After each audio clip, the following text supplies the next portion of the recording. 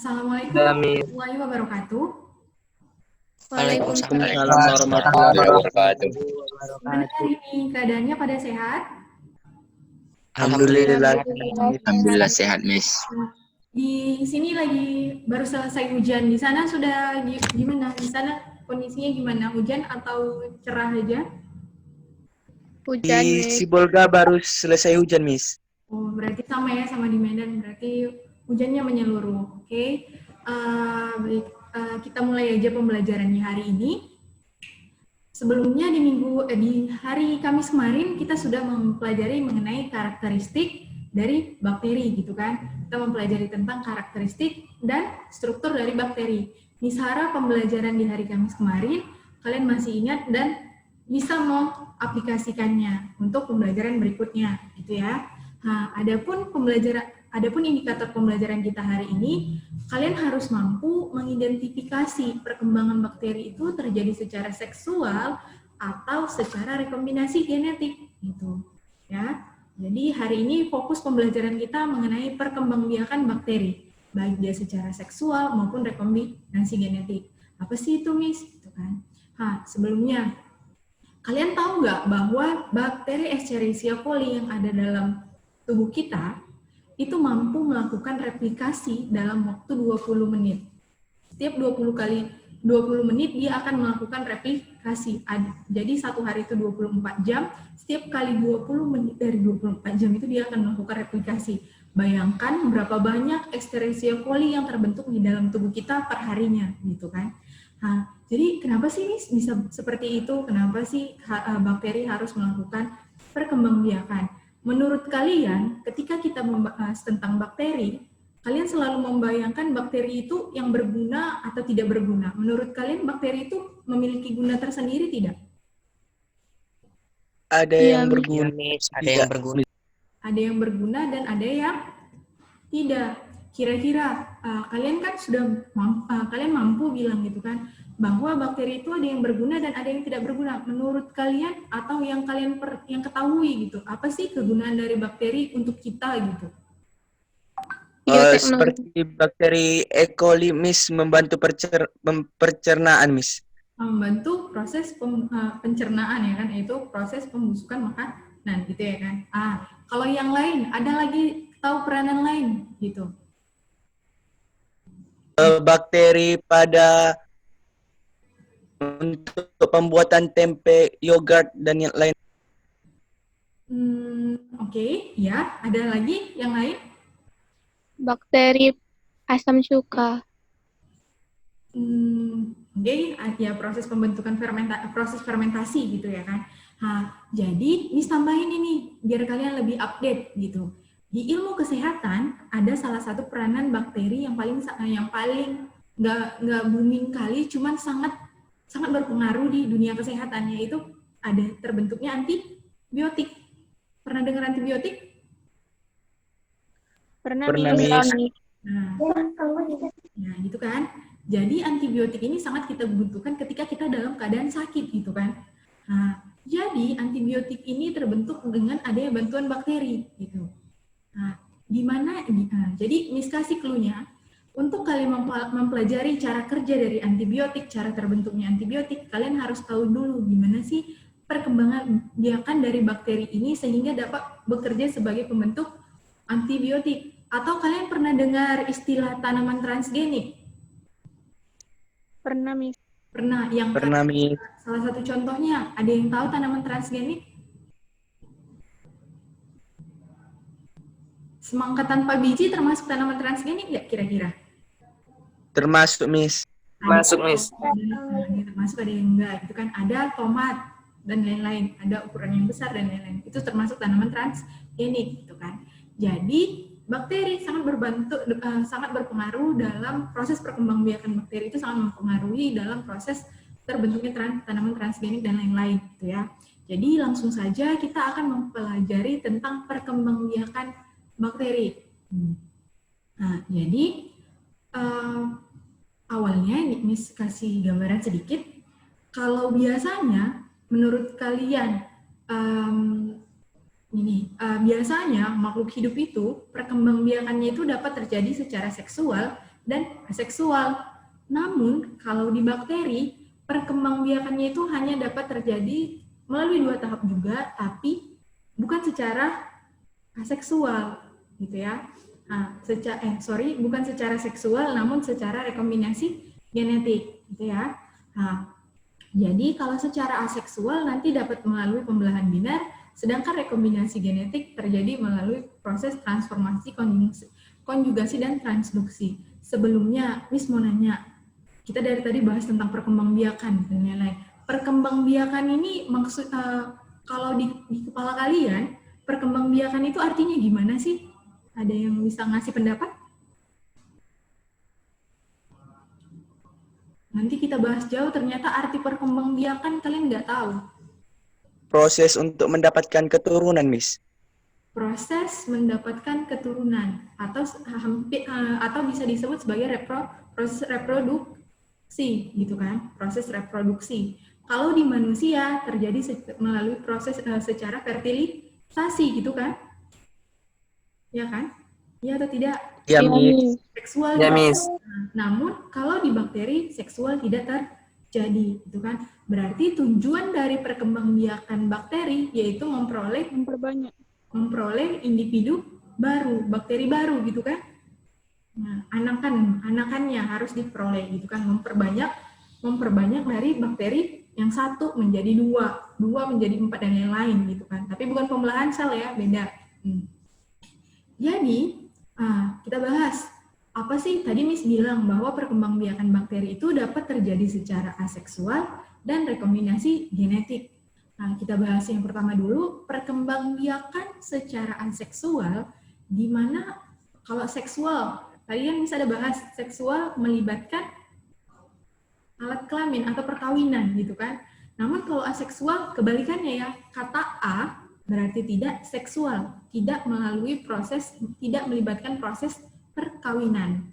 Nah, namun dia menggunakan tubuh dari organisme tersebut. Umumnya terjadi pada proses pembelahan binar. Kalian pernah tahu salah satu jenis hewan laut, hidra? Pernah tahu? Tahu, Miss. Hidra porifera, pernah dengar? Pernah, Miss. Jadi hidra porifera itu melakukan reproduksi secara aseksual dengan bagian dari tubuhnya diambil, nanti terpotong bagian terumbu karang. Kalau misalnya kalian terumbu karang itu kan banyak percabangan-percabangannya istilahnya, tapi bukan tumbuhan ya terumbu karang. Terumbu karang itu hewan. Jadi percabangan-percabangannya itu kalau salah satu dari cabangnya diambil, itu dapat tumbuh sendiri gitu. Soalnya dia dapat melakukan perkembangbiakan secara aseksual gitu, nggak harus melalui pertemuan antara gametnya gitu ya. Paham kan sejauh ini? Jadi perkembangbiakan aseksual merupakan perkembangbiakan yang tidak melibatkan perkawinan, ya, melainkan menggunakan bagian anggota tubuhnya, gitu ya. Jadi kita bahas. Jadi salah satu proses dari perkembangbiakan aseksual yaitu pembelahan binar. Apa sih yang dimaksud dengan pembelahan binar? Gitu kan? Jadi dia pembelahan binar ini identik dengan pembentukan septum. Kita bahas ya, maksudnya pembentukan septum itu apa, Miss? Gitu ya. Jadi lihat di sini, kita bahas mengenai tahapan-tahapan pembelahan binar. Tujuan dari pembelahan binar yaitu memperbanyak populasi dari sel bakteri tersebut. Catatannya ya, memperbanyak populasi sel bakteri tersebut. Jadi kita mulai. Tahapan pertama, sebelum kita bahas tahapan, coba kalian perhatikan gambar nomor 1. Dan di gambar nomor 1, ini merupakan bakteri, gitu kan? Bakteri dalam kondisi belum mengalami perkembangbiakan atau belum mengalami perbanyakan atau replikasi apapun, gitu ya. Jadi di bakteri ini yang harus kalian perhatikan dalam proses tahapannya, ada bagian materi genetiknya berupa DNA, masih ingat kan materi genetiknya berupa DNA, dan ada bagian protein FTSZ yang warna hijau bulat-bulat, kelihatan? Perhatikan bagian membran selnya dan dinding selnya, ada nggak nanti terjadi perubahan? Ya. Ini dinding sel, membran sel, terus bagian dalam, apa bagian dalam sitoplasma dan materi lainnya. Nah, tapi di sini kita bahas tentang 5 bagian aja. Dinding sel, membran sel, protein FTSZ-nya, dan materi genetiknya berupa DNA. DNA materi genetik non-kromosom atau kromosom? Ayo, masih ingat nggak? Kromosom. Kromosom ya. Kalau plasmid non-kromosom gitu ya.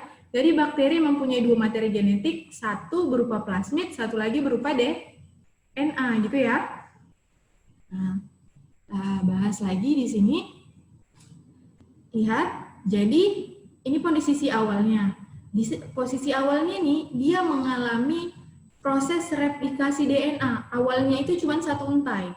Namun di sini sudah ada lekukan lagi, terjadilah replikasi DNA. Apa sih maksudnya replikasi DNA, Miss?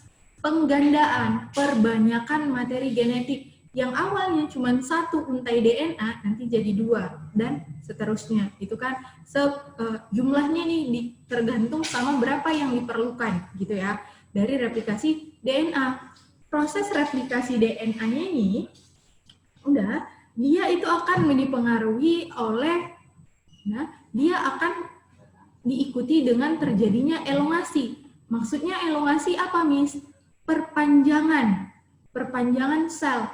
Nah, karena materi genetiknya diperbanyak, kromosomnya apalagi diperbanyak, dan materi-materi kompleks yang dibutuhkan untuk proses pembelahan selnya makin banyak, otomatis ukuran dari selnya akan membesar.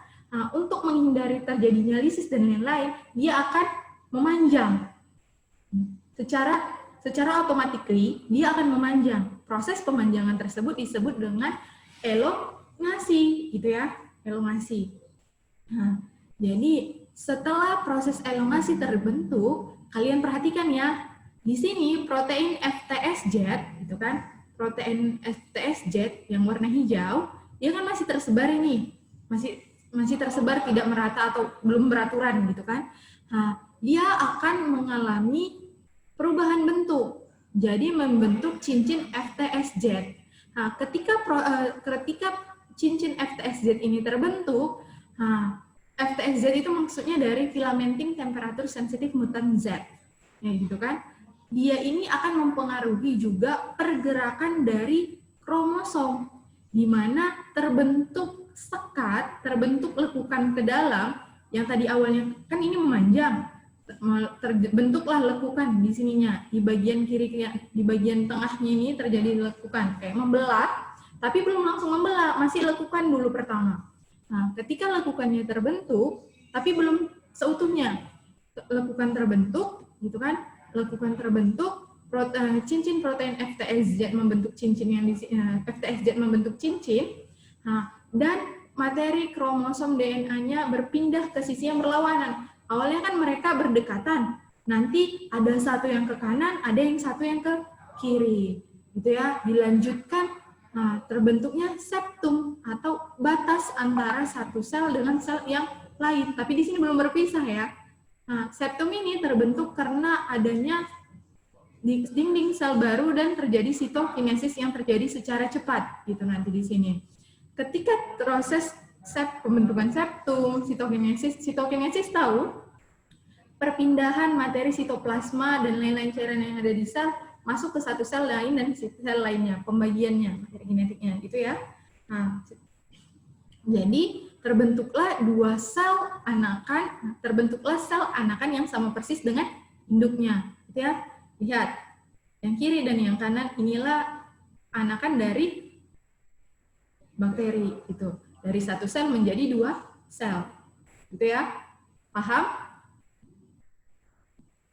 Diawali dengan replikasi, elongasi, pemanjangan, terbentuknya cincin FTSZ sehingga terbentuknya lekukan ke dalam dan terdorongnya kromosom saling menjauhi atau DNA yang saling menjauhi, dan terbentuk septum atau sekat pemisah. Nah, yang didorong dengan terjadinya sitokinesis atau perpindahan sitoplasma yang terbagi secara merata. Jadi misal sitoplasmanya ini sama jumlah yang sebelah kiri sama yang jumlah yang sebelah kanan, itu jumlahnya sama. Karena proses sitokinesis dan terbentuk dinding sel baru sehingga terbentuklah sel anakan. Gitu ya. Oke. Sedangkan rekombinasi genetik, kalau kalian perhatikan, di sini bakteri tersebut mandiri kan, hanya menggunakan materi genetik yang dimilikinya sendiri. Namun, kalau sudah dibilang sudah berhubungan dengan rekombinasi genetik, dia berarti rekombinasi, match and match, gitu kan? Berarti dia penggabungan 2 DNA dari 2 sumber. Jadi proses rekombinasi genetik ini sendiri, dia itu ada 3 mekanisme. Tapi ingat ya, mekanisme ini tidak berlangsung bersamaan. Beda-beda, tergantung kondisi, terus siap itu jenis dari bakterinya gitu. Berbeda bakteri, berbeda mekanisme rekombinasi genetiknya. Catatannya ya. Nah, jadi mekanisme dari rekombinasi genetik ini ada 3. Yang pertama, transformasi, transduksi, dan konjugasi. Ya. Nah, di modul yang Miss kirimkan di hari Kamis, Miss sudah menjelaskan tentang transformasi. Apa itu transformasi, transduksi, dan konjugasi. Miss mau nanya sama Fajar. Fajar dari kelas 10 Einstein, coba open mic-nya, Nak. Ya, Miss. Fajar, yang dimaksud dengan transformasi itu apa kira-kira? Antara ketiga ini, yang mana yang Fajar tahu artinya? Transformasi, transduksi, sama konjugasi. Konjugasi, Miss. Oh, coba konjugasi itu maksudnya gimana? Konjugasi merupakan pertemuan 2 sel. Gitu kan? Ingat, kalau sudah dibilang rekombinasi berarti penggabungan. Lanjut. Iya, baik, Miss. Konjugasi merupakan penggabungan 2 sel yang akan menghasilkan anakan yang persis dengan induknya. Oke, terima kasih Fajar. Coba kira-kira menurut kalian konjugasi yang dibilang Fajar tadi itu sudah benar atau belum? Ada yang bisa ngasih pendapat? Belum ya? Kurang tepat nih. Kurang tepat. Coba ada yang bisa menambahi? Kakak bisa menambahi, Kak? Lebih tepatnya konjugasi itu bergabungnya 2 bakteri dengan membentuk jembatan untuk pemindahan materi genetik, Miss. Benar ya. Nah, jadi dia benar yang kata Fajar, penggabungan tapi masih kurang tepat. Penggabungan materi genetik dari 2 bakteri. Nah, namun kata kuncinya 2 bakteri ini dapat berinteraksi secara langsung dengan dengan terbentuknya jembatan yang tadi disebut oleh siapa namanya tadi, Kak? Miss nggak lihat namanya. Oke, jadi itu konjugasi. Kalau transduksi, oke, ingat ya, penggabungan 2 DNA dari 2 sumber. Transduksi penggabungan 2 DNA dari salah satunya dengan bantuan virus. Kalau transformasi, dia penggabungan materi genetik materi genetik dari bakteri, namun bakterinya tadi, gitu kan? Bakterinya tadi tidak terjadi kontak secara langsung. Biasanya bakteri yang mengalami penggabungan dengan bakteri inangnya, gitu kan? Itu sudah mengalami lisis atau pecah. Untuk lebih lengkapnya kita bahas lebih lanjut. Nah, kita mulai dari transformasi. Lihat ya, proses rekombinasi gen melalui proses penambahan atau penggabungan fragmen DNA asing ke dalam bakteri penerima. DNA asing dan bakteri penerima. Coba kalian perhatikan gambar yang di sebelah kiri. Nah, di gambar ini ada 3 stage atau 3 tahapan yang secara garis besar ya, gitu kan. Nah, jadi di sini ada bakteri donor, yang ini bakteri penerima, gitu ya. Nah, jadi di sini terjadi suatu proses. Kalau kalian lihat ini DNA ya, ini DNA donor, ini bakteri penerimanya. Jadi gimana sih Miss bisa ada DNA yang bebas gini? Jadi ini awalnya berasal dari suatu bakteri. Namun bakteri tersebut mengalami lisis atau pecah sehingga dia dapat digunakan oleh bakteri yang membutuhkan untuk proses rekombinasi genetik, gitu kan. Nah, salah satu contoh bakteri yang dapat melakukan proses transformasi yaitu Bacillus subtilis, Haemophilus influenza, Escherichia coli, Rhizobium, dan Neisseria. Banyak contohnya, gitu ya. Jadi, lihat, terjadi proses penempelan DNA donor yang berikatan dengan protein spesifik. Jadi di sini bakteri yang menjadi penerima memiliki bagian protein di bagian luarnya, bagian luar tubuhnya. Dia memiliki protein yang berfungsi menerima atau melekat yang akan berikatan dengan DNA donor. Nah, ketika DNA donor berikatan dengan protein dari bakteri ini, akan terjadi proses pemotongan untai DNA. Kalau kalian lihat ini kan kayak pilinan, kayak dandanan gitu kan, kalau di rambut. Jadi ini karena ada 2 untai yang akan membentuk pilihan. Tapi setelah melakukan proses pemotongan oleh enzim helikase, nanti dia akan menjadi 1 untai. Lihat di sini. Nah, kalau kalian lihat ada kan lekukan-lekukan yang 1 untai ini, benang. Nah, yang masuk ini merupakan bagian dari DNA donor yang sudah dipotong. Nah, jadi untai DNA yang single atau yang tunggal akan masuk ke dalam bakteri penerima. Di mana nanti, lihat ya, ini kan materi genetik atau DNA penerimanya. Yang ini DNA donor, materi genetiknya akan bergabung dengan materi genetik DNA penerima di sini. Kalau kalian lihat, ada yang warnanya lebih buram, kecoklatan, ini akibat terjadinya rekombinasi atau penggabungan materi genetik antara DNA penerima dengan DNA donor, gitu ya. Nah, itu untuk transformasi. Nah, selanjutnya transduksi. Transduksi sama halnya dengan transformasi. Kira-kira menurut kalian apa sih persamaan antara transformasi sama transduksi?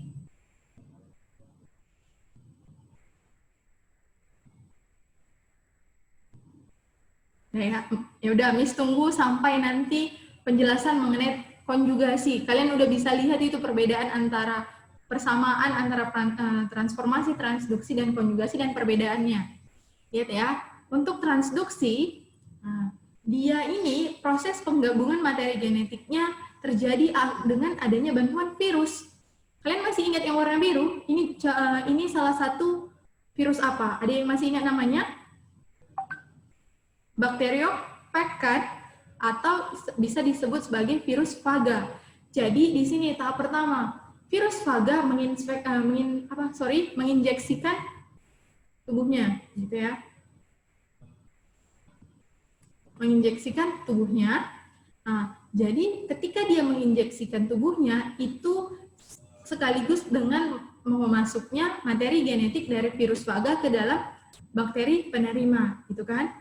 Nah, ketika materi genetiknya sudah masuk, ini kan, yang warna biru materi genetiknya untuk DNA-nya masuk, nah, virus Vaga, materi genetik virus Vaga mengambil alih seluruh proses yang terjadi di dalam replikasi ini, proses perkembangbiakan ini, gitu kan? Kalian masih ingat kan, kalau di proses replikasi virus bahwa virus itu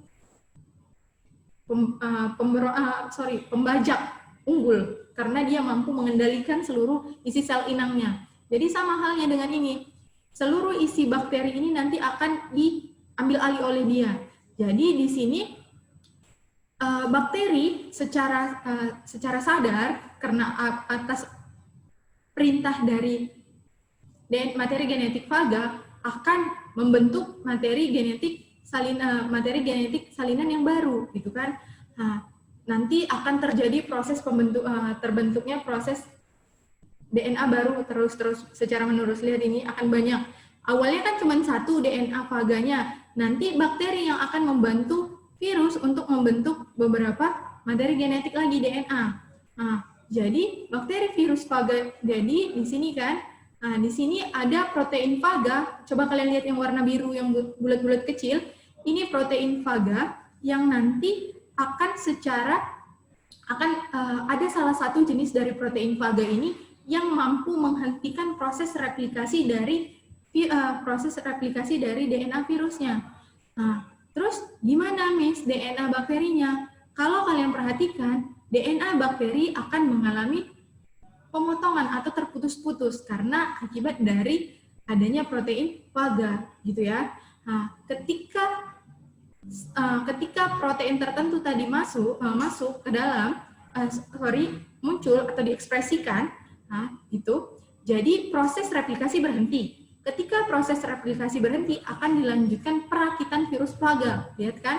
Nah, perakitan virus faga ini, kalau dia akan menyebabkan pecah. Coba Miss tanya, kalian masih ingat kalau dia pada replikasi virus yang menyebabkan inangnya pecah itu termasuk proses replikasi litik atau lisogenik? Litik, Miss. Ya, nah, jadi dia akan pecah gitu kan? Nah, pecah. Ketika virus tadi pecah, secara tidak sadar ada salah satu dari virus yang tadi sudah terbentuk ini mengandung materi genetik dari bakteri yang ditumpanginya. Dan misal ini ada 4 virus yang terbentuk. Salah satu dari bakteri ini ternyata mengandung satu materi genetik dari bakteri, gitu ya. Jadi ternyata, jadi kan biasanya virus itu selalu menginfeksi bakteri-bakteri lainnya. Jadi di sini bakteri virus yang mengandung materi genetik bakteri yang sesuai akan menginfeksikan dirinya ke dalam bakteri yang lain, gitu kan, bakteri yang lain. Nah, disinilah terjadi proses ketika sudah masuk DNA barunya akan terjadi proses crossing over. Apa sih Miss crossing over? Pindah silang, perpindahan antara materi genetik dari virus faga tadi ke dalam materi genetik bakteri inangnya gitu. Sehingga terbentuklah bakteri rekombinan. Nah, gitu ya. Ini nanti anakannya akan jadi 2, sama-sama transformasi. Tapi di sini nggak dijelaskan, soalnya di sini kita lebih lihat prosesnya. Gitu ya. Nah, penulisannya Tipo. Yang berikutnya itu ada konjugasi. Konjugasi itu, lihat, terbentuknya materi genetik bakteri ke bakteri lain melalui kontak secara langsung atau terbentuknya jembatan transfer, gitu kan, jembatan. Coba kalau misalnya di pertemuan sebelumnya kita ada membahas tentang struktur dari bakteri. Struktur dari bakteri yang memiliki fungsi sebagai perlekatan dan transfer gen. Apa coba? Ada yang ingat? Struktur dari bakteri yang berfungsi sebagai perlekatan dan transfer gen. Itu kira-kira apa? Ada yang ingat? Flagelan. Coba kurang tepat. Tapi struktur bagian luar. Ada yang tahu? Ada yang mau coba jawab? Coba kalau Miss kasih clue-nya, dia serabut protein yang keluar jumlahnya sedikit, namun ukurannya lebih panjang dari fimbriae. Masih belum dapat juga? Kira-kira itu? Pilih, Miss. Pilih, benar ya? Benar ya, pilih. Jadi, proses konjugasi dapat berlangsung pada bakteri-bakteri yang memiliki fili pada struktur tubuhnya, gitu kan? Tidak semua bakteri memiliki fili, kan? Nah, jadi fili tadi akan membentuk jembatan. Lihat ini jembatannya. Nah, jadi sebelumnya proses konjugasi itu dapat terjadi secara melalui 2 materi genetik. Yang pertama, plasmid dari bakterinya, dan yang kedua, segmen DNA kromosomnya. Gitu ya. Ingat ya. Nah, jadi kalau dia secara plasmid, dia itu dibantu oleh efektor. Namanya efektor itu apa, Miss? Efektor itu merupakan salah satu jenis protein yang membantu proses, itu protein khusus yang ada pada DNA bakteri tertentu. Gitu ya. Tidak semua bakteri bisa melakukan proses konjugasi, transduksi, dan transformasi. Gitu. Sama halnya sama ini. Jadi, di sini catatannya proses replikasinya ini, Nah, kalau kalian perhatikan di gambar nomor 1, kita ada 2 bakteri.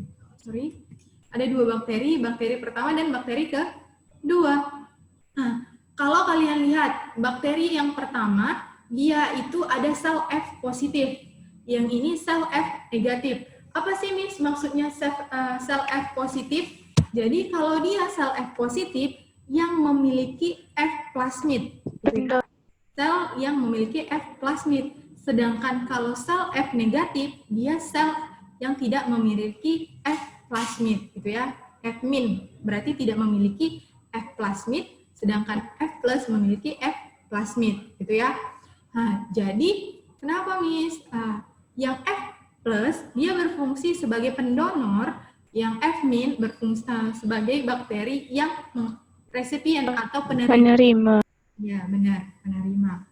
Jadi tadi di sini, pilih dari 2 bakteri tersebut akan membentuk jembatan, gitu kan? Membentuk jembatan. Jadi ketika jembatan ini terbentuk, dia akan membantu dalam proses perpindahan materi genetiknya. Jadi lihat, untai materi genetik yang ini, sel F plus akan terpotong sebagian. Kalau kalian perhatikan yang warna biru gelap, ini kan ada 2 untai, ya kan? Ada 2 lapis untai kan, ada 2 helaian. Jadi kedua helaian ini nanti di bagian yang ini akan terpotong, salah satu untainya akan terpotong. Ketika salah satu untainya akan terpotong, untai tersebut akan masuk ke dalam sel F negatif melalui jembatan fertilisasi yang tadi terbentuk. Namun ketika dia masuk, dia juga akan mengalami proses replikasi proses replikasi materi genetik. Proses replikasinya terjadi, ketika dia masuk, proses replikasi terjadi. Namun, dengan catatan, yang untai tidak mengalami pemotongan, itu akan menjadi template dan membentuk dan mengalami replikasi kembali, gitu ya. Nah, ketika dia masuk ke sini, prosesnya itu akan dilanjutkan. Lihat, kalau kalian lihat ada untai biru terang, biru muda. Untai biru muda merupakan DNA yang baru. Plasmid yang baru, itu kan untai plasmid DNA yang baru, sedangkan yang biru tua yang lama, yang template-nya. Jadi ketika sudah memasuki ketika sudah memasuki ke sel F negatif, akan terbentuklah sel plasmid yang baru, gitu ya. Yang ini, yang ada biru terangnya, gitu ya. Maka transfer DNA selesai, terbentuklah rekombinan, gitu. Nah, untuk kromosom sama, prosesnya sama, lihat sama, cuman yang berbeda, kalau yang tadi namanya F factor, kalau yang ini HFG. Apa sih, Miss? Maksud dari HFG, High Frequency of Recombination. Sel HFG, di sini, terus satu lagi yang ini plasmidnya yang berperan, yang ini proses DNA-nya, DNA kromosomnya yang berperan. Sama-sama terbentuk jembatan, prosesnya sama. Terjadi proses pemutusan, replikasi yang tertinggal, jadi materi akan membentuk template baru, akan sebagai menjadi template dan membentuk replikasi baru, ya. Sama. Namun perbedaannya di sini terjadi proses pemutusan, gitu, itu aja, ya.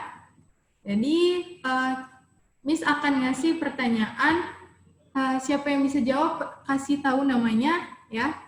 Nanti Miss akan ngasih nilai tambahan untuk kuisnya.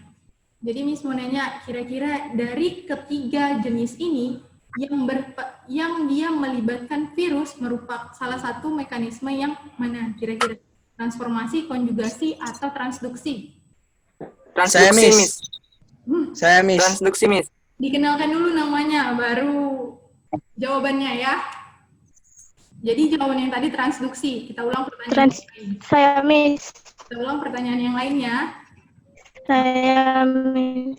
Nah, jadi kalau dia perkembangbiakan secara rekombinasi genetik, gitu kan? Rekombinasi genetik melibat apa yang dimaksud dengan ini pertanyaannya, rekombinasi genetik merupakan,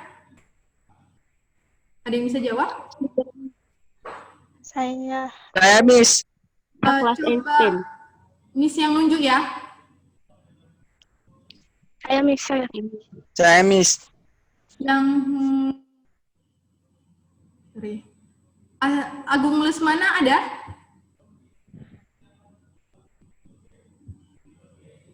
Coba perkenalkan dirinya, Bang, yang tadi.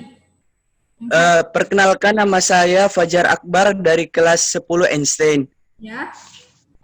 Pertanyaannya, apa yang dimaksud dengan rekomendasi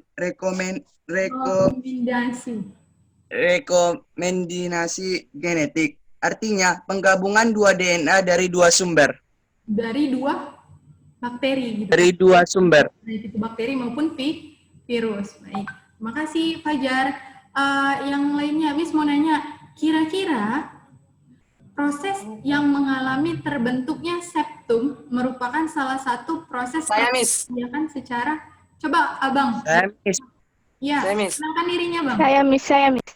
Nama saya Mukti Salim dari kelas 10 Einstein. Nah, Mukti. Jawabannya transformasi, Miss. Terbentuknya septum. Septum. Tanduk sih, Miss. Septum. Dia Konjugasi. secara aseksual, namanya apa? Konjugasi. Septum. Coba. Saya Miss. Septum. Saya Miss. Saya Medina. Perkenalkan, nama saya Perkenalkan nama ya. Coba siapa? Perkenalkan, Nama saya. nama saya Fajar Akbar dari kelas 10 Einstein. Fajar Satu. yang lain. Saya Miss, perkenalkan nama saya Adelia Destri Febriani dari kelas 10 Einstein. Ya. Pembelahan biner, Miss. Ya, pembelahan biner. Nah, dilanjutkan. Oke. Terakhir. Misalnya, udah ya. Karena waktu kita sudah habis, jadi pertemuan kita cukup sampai di sini. Assalamualaikum warahmatullahi wabarakatuh. Waalaikumsalam warahmatullahi wabarakatuh. Assalamualaikum warahmatullahi wabarakatuh.